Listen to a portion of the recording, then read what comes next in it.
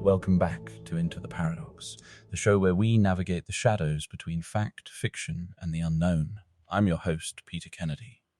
Tonight, we're diving into one of the most haunting rabbit holes of the 21st century, the Jeffrey Epstein case.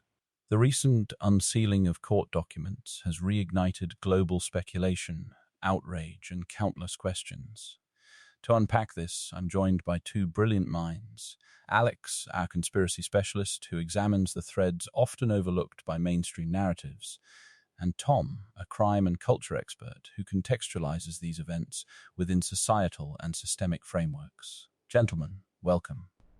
Great to be here, Peter. This case is a conspiracy theorist's perfect storm, and I don't use that term lightly. Thanks, Peter. And I'd add it's also a crime story that has fundamentally altered how we view power, privilege, and justice in the 21st century. Let's start with the core of this episode, the recently unsealed files.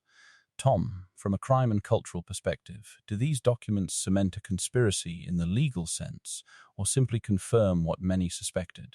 Legally, conspiracy requires an agreement to commit a crime. The files undeniably show a network, names, connections, allegations of trafficking and abuse. They cement the fact of a conspiracy to exploit young women and girls.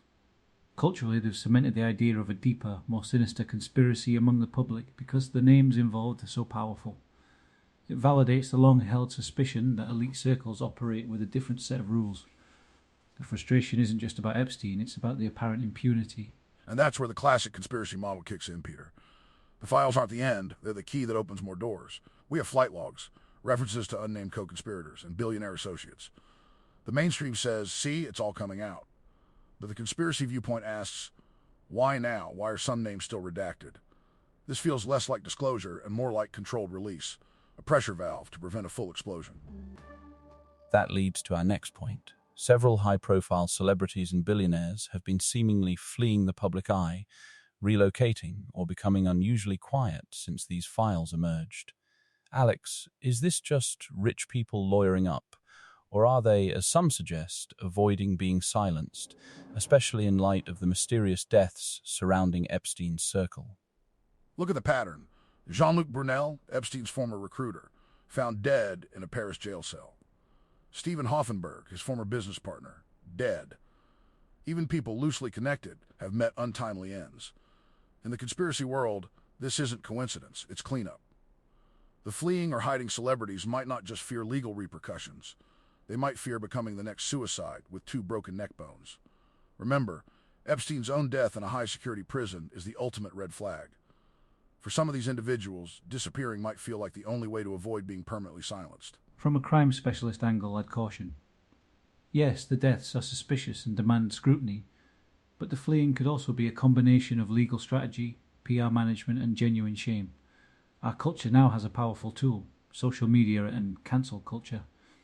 For a celebrity, being named in these files, even tangentially, is career-ending.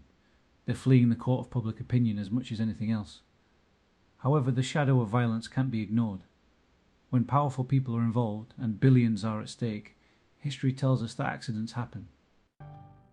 One of the most persistent theories involves international connections.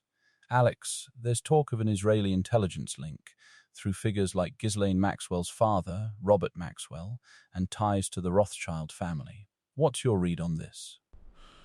It's a layered theory. Robert Maxwell was a media mogul with alleged ties to Mossad. Ghislaine, his daughter, was Epstein's constant companion. Epstein himself had extensive dealings in Israel and was photographed with former Prime Minister Ehud Barak. The Rothschild connection often comes through banking and finance networks.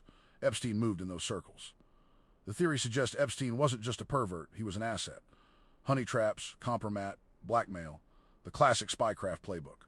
Was he gathering information for intelligence agencies or for private, powerful clients? The Israeli connection points to a possible geopolitical dimension that transforms this from a sex crime story into an espionage one. It's crucial to separate documented fact from speculation here. Epstein did have ties to Israel and to powerful financial families. That's a matter of record. The leap to Mossad operative is where it enters conspiracy territory. But in crime analysis, we follow motive and opportunity. If the motive was blackmail and the opportunity was provided by access to global elites, then the intelligence angle isn't far-fetched, it's a historical precedent. The culture of secrecy in those worlds means we may never get a definitive answer. And finally, the question that won't die: is Jeffrey Epstein still alive? Alex, I know you've explored this. The official story is that he hung himself in a cell while guards slept and cameras malfunctioned. For many, that's too convenient, a narrative fit for a bad movie. The conspiracy theory suggests he was either killed to silence him or he was allowed to escape. The body was supposedly identified by his brother, but questions about the autopsy persist. In the deep conspiracy circles, some believe he's in hiding, possibly in Israel or on a private island, protected as part of a deal. The lack of transparency around his death fuels this belief. If you wanted to make someone disappear forever, faking a death in custody is the ultimate method.